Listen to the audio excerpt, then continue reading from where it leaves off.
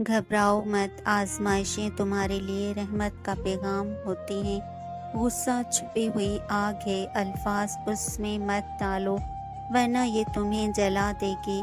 حضرت صلی اللہ علیہ وآلہ وسلم کی محبت میں اپنی عقل قربان کر دو اور ان کے بتائے ہر راستے پر اللہ کے بھروسے کے ساتھ چل پڑو۔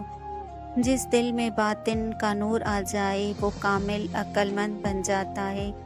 جب ہم خود سے جنگ لڑ رہے ہوتے ہیں تو دوسروں سے لڑنے کی ضرورت نہیں رہتی۔ گمسم اور اداس مت رہو، اٹھو اور اپنی دنیا تلاش کرو۔ عمل کے بعد کی گئی دعا قبولیت کا باعث بنتی ہے۔ عمل کے بغیر دعا خراب بیج کے مانند ہے۔ اگر عمل میسر نہ ہو تو دل کے درد سے دعا کرو، یہ دعا بھی مقصد تک پہنچا دیتی ہے۔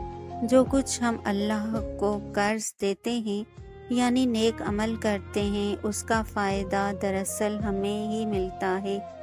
جیسے زمین میں دانہ بونے سے زمین کو نہیں بلکہ بونے والے کو فائدہ ہوتا ہے۔ ہر جاندار اپنی نفسانی خواہشات کے جال میں پھنس کر برباد ہوتا ہے۔ جب بندے کو درد پہنچتا ہے تو وہ اللہ سے قریب ہو جاتا ہے۔ تکلیف کے وقت سب سے پہلا نام جو زبان پر آتا ہے وہ اللہ کا ہوتا ہے۔ انسان جب ایک مصیبت سے دوسری بڑی مصیبت میں جاتا ہے تو سمجھ لو وہ کسی اور امتحان سے نکل رہا ہے۔ دنیا کا لالچ ایک پردہ ہے جو یقین کو تم سے چھپا دیتا ہے۔ اللہ کو یاد کرو جب تم غصے میں ہو تاکہ تم جان سکو کہ تم کتنے کمزور ہو۔ دل کا بار بار ٹوٹنا اس بات کی نشانی ہے کہ اللہ تمہیں اپنی طرف بلانا چاہتا ہے۔ سب سے بہتر انسان وہ ہے جو دوسروں کے لیے نفع بخش ہو، کیونکہ بھلائی ہی سب سے بڑی نیکی ہے۔ دنیا کی محبت تمام برائیوں کی جڑ ہے۔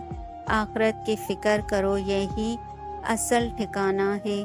علم ایسی دولت ہے جو خرچ کرنے سے بڑھتی ہے اور جہالت انسان کو پستی میں دھکیل دیتی ہے۔ تم میں سے بہترین وہ ہے جس کے اخلاق سب سے اچھے ہوں۔ نرمی اور عاجزی اپناؤ، یہی دین کا حسن ہے۔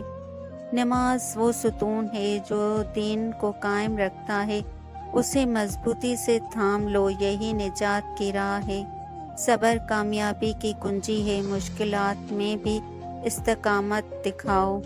اپنے رب سے ڈرو اور کسی مخلوق سے نہ ڈرو، یقین رکھو وہی سب کا نگہبان ہے۔